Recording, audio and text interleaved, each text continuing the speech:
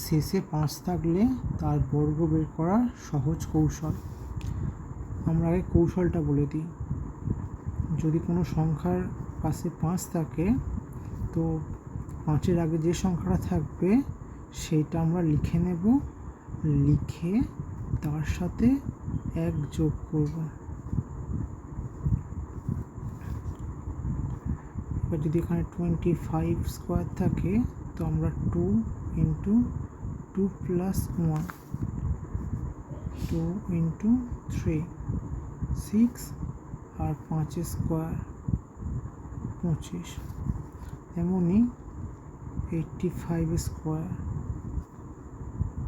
8 × 8 + 1, 8 × 9, 8 9 72 আর 5 square 25। তো এবার তোমরা বলো 55 স্কোয়ার কত হবে?